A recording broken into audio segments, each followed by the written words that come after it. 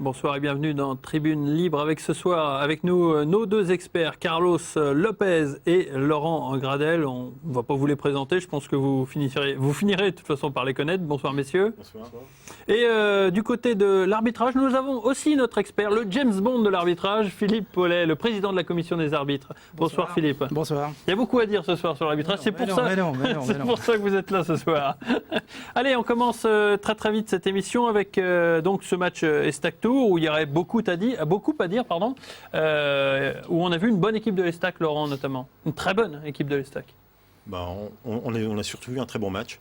Il y a eu vraiment deux très bonnes équipes, une équipe de Tours très solide, une équipe de Troyes qui confirme ce qu'on avait vu à Metz, ce qu'on a vu à Reims et contre Ajaccio, donc qui s'installe au niveau de son jeu. Il y a énormément de qualité sur ce match-là. Oui. Ce qu'on pourrait lui reprocher finalement, c'est la finition. Parce que ce qu'il a manqué à l'Estac ce soir, c'est la finition. C'est dû à des problèmes de concentration, de problèmes de contrôle. C'est ce qu'on a voulu montrer dans la première séquence, Laurent. Oui, je pense qu'il y a eu des situations qui étaient des situations dangereuses, ou avec vraiment de la qualité sur le dernier geste technique, avant la finition, ça aurait pu être de très bonnes occasions de but. On va regarder justement les images avec justement Claudio Beauvu dans la première mi-temps, qui a la possibilité de finir une occasion, et malheureusement, il y a un petit truc qui fait que voilà, il ne peut pas enchaîner. Voilà, tout à Carlos, fait. c'est la base, ça. C'est la base effectivement de la technicité tout simplement, c'est-à-dire qu'à ce moment-là le contrôle doit être beaucoup plus serré pour enchaîner plus rapidement, ça permet aux défenseurs d'intervenir rapidement. Alors effectivement à ce moment-là j'ai observé Jean-Marc Furlan qui a fait signe à son joueur peut-être de reprendre deux volets, ce qu'il aurait pu faire également à ce moment-là. Là il faut prendre des risques, mais le contrôle doit être en tout état de cause beaucoup plus serré pour enchaîner plus rapidement. Deuxième mi-temps, on a une autre séquence où on voit Eloge Nzayamsi pénétrer dans la surface de réparation et il attend peut-être de faire un centre ou alors d'aller un petit peu plus loin dans l'action. C'est quoi ? C'est un manque de confiance ou c'est un manque d'inventivité ? Laurent. Non, je pense pas que ce soit un manque de confiance. C'est plutôt, il essaye de trouver la meilleure solution possible. En regardant bien, on s'aperçoit que l'espace est assez réduit quand même. Donc, il s'est peut-être mis en difficulté au départ sur sa prise de balle, en repartant un petit peu sur un côté fermé. Et c'est vrai qu'à partir de ce moment-là, ça devient une situation un peu plus compliquée pour finir devant le but. Messieurs, je vous propose d'inaugurer la première séquence. C'est celle de l'homme du match.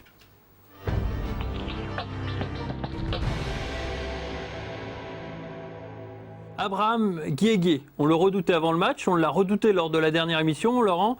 Évidemment, il a marqué, évidemment, il a centré pour le deuxième but, il a tout fait, et pourtant, il n'a pas fait grand-chose dans le match.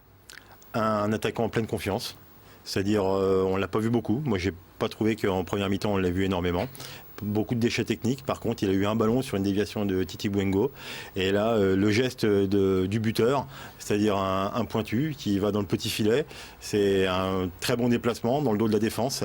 Et on s'aperçoit qu'une bonne finition, mais une personne qui est en totale confiance. Carlos, Guégué, il vous a impressionné dans ce match ? J'ai pas été très impressionné par son début de saison, parce qu'il a marqué énormément de buts, il a fait 2 triplés, oui, mais comme le dit son entraîneur Daniel Sanchez, il faut les mettre les triplés quand même. Hein. Oui, mais vous parlez de ce match-là. Pour moi, c'est pas l'homme du match. Pour moi, c'est une équipe de Tours, un ensemble. Il a pesé, Carlos. Non, parce que, sur le but, oui, mais bon, ils ont 2 bons attaquants avec lui et Bouengo, mais j'ai trouvé qu'il a beaucoup marché sur le ballon. Moi aussi, j'ai observé quelques fois l'entraîneur Sanchez qui pestait pas mal de fois après lui, parce qu'il a perdu énormément de ballons. Si on observe bien le match, il a marché plusieurs fois sur le ballon, mais il a été là au moment où il fallait pour effectivement faire basculer positivement son équipe. Ça, c'est sûr que là-dessus il a été très bon. Sur le reste du match, j'ai trouvé plutôt une bonne équipe qu'un seul homme. Maintenant, effectivement, ça reste un excellent joueur puisqu'il est aujourd'hui meilleur buteur de Ligue 2, c'est sûr. Autre débat, messieurs, je vous propose de passer au fait du match.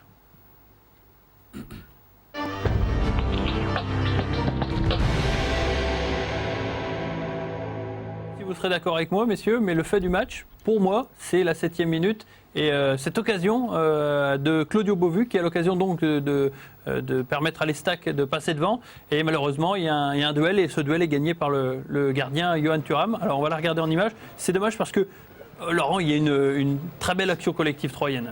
L'Estac a fait un très bon début de match. Et là, on s'aperçoit avec surtout Marcos qui vient bien prendre les intervalles. Derrière, la profondeur sur Beauvu. Et là, Beauvu s'est mis légèrement en difficulté sur sa prise de balle. Il va s'excentrer plutôt que de revenir vers l'intérieur. Et donc, après, il y a quand même Thuram qui fait le travail derrière parce que le ballon est cadré. Claudio Beauvu essaye de mettre tous les atouts de son côté pour marquer. Mais Thuram fait le travail quand même. C'est magnifique, Carlos, ce jeu là retrouvé parce qu'on ne le voyait pas ça l'an dernier par exemple. Écoutez, je ne veux pas comparer cette année avec l'année passée, tout simplement. Effectivement, là, je crois qu'on se régale depuis quelques matchs. C'est une équipe qui a de beaux jours devant elle parce que effectivement, elle pratique un très très beau football bien léché. Malheureusement sur ce match-là, moi je pense qu'il aura fallu peut-être aller parfois, comme sur cette image-là, sur cette action-là, beaucoup plus vite en profondeur, dans les ballons dans l'espace, vers l'avant. Et malheureusement sur cette action-là, on voit que Claudio Beauvu manque d'expérience parce que et de sang-froid, parce que peut-être que cette action-là, il aurait pu un joueur peut-être l'aurait piqué à ce moment-là du match. Mais enfin, c'est facile à dire quand on est dans les tribunes. Oui, tout à fait. Et puis, là, ça va très vite, mais peut-être avec plus de sang-froid et plus de métier, il aurait peut-être pu essayer de la piquer parce que le gardien s'est couché très vite, j'ai trouvé. Maintenant, effectivement, l'Estac pratique un très beau football, mais comme je vous l'avais dit la semaine dernière contre Reims, quelques temps avant, lorsqu'elle a en face d'elle une équipe agressive sur le porteur du ballon, puissante, on s'aperçoit que cette équipe est quand même en difficulté, quoi. D'accord. Juste avant de passer à la rubrique de notre ami Philippe, je vous propose de gagner 2 places pour le prochain match, celui contre Châteauroux. Il vous suffit de téléphoner au 03 25 72 31 95.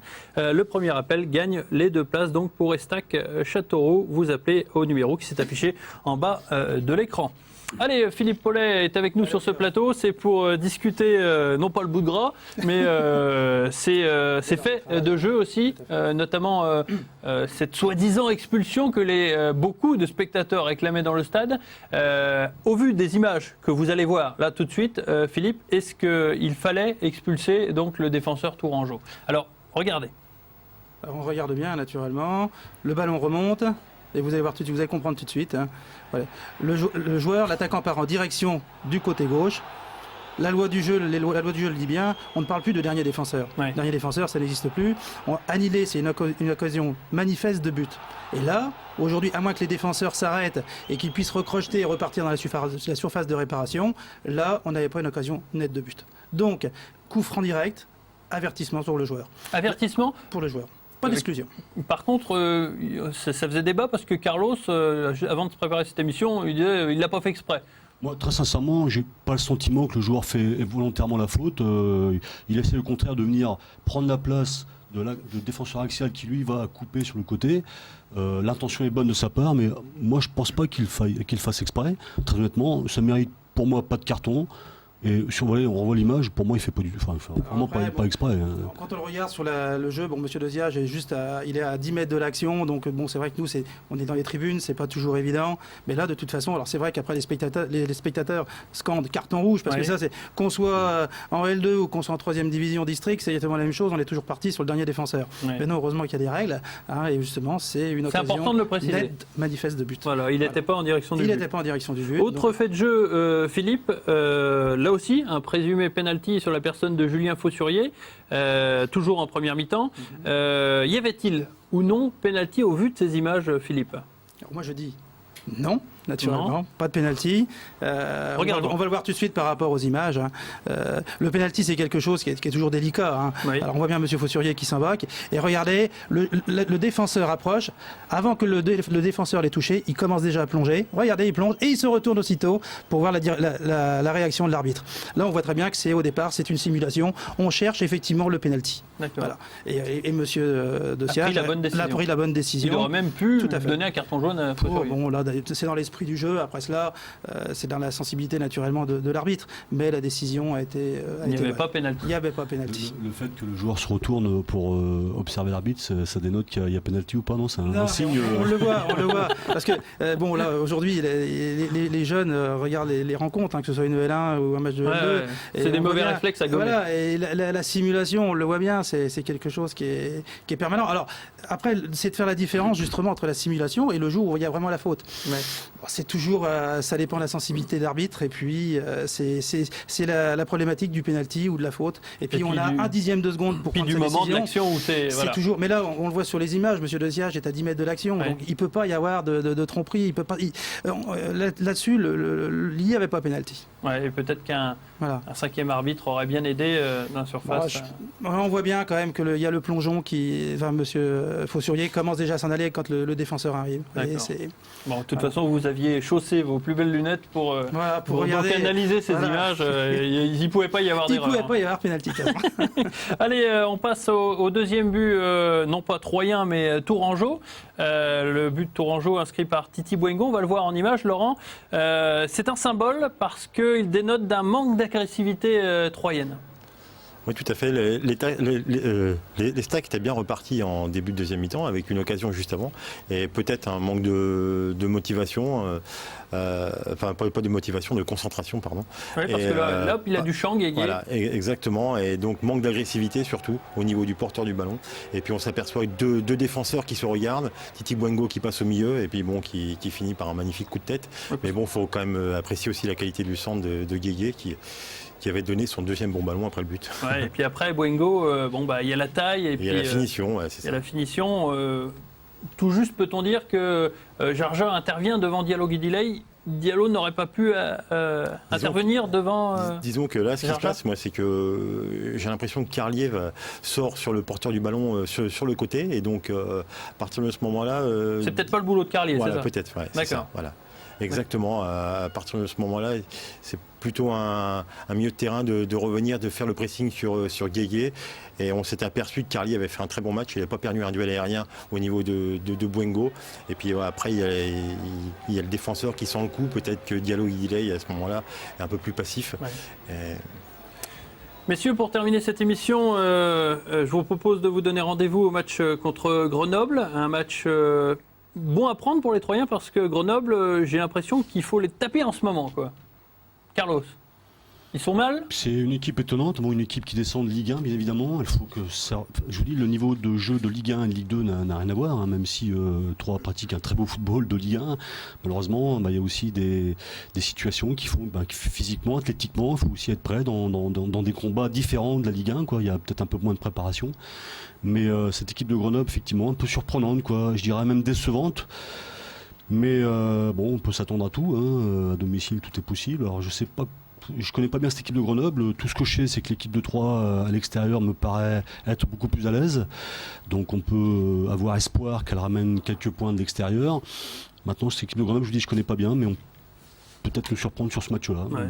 Ce sera le mot de la fin de la part de Carlos Lopez, qui n'a pas joué à Grenoble. Ça doit être le seul club où il n'a pas joué d'ailleurs. Donc il ne le connaît pas bien. On a appris ça ce soir de la part de Carlos. Merci Carlos d'être venu pour cette émission ce soir. Merci beaucoup Laurent. Et on remercie encore donc, le James Bond de l'arbitrage, Philippe Paulet, qui nous a éclairé par donc son œil avisé. Merci beaucoup Philippe. Merci. Et je vous donne rendez-vous à tous les trois pour un prochain Tribune Libre. À très bientôt. Au revoir.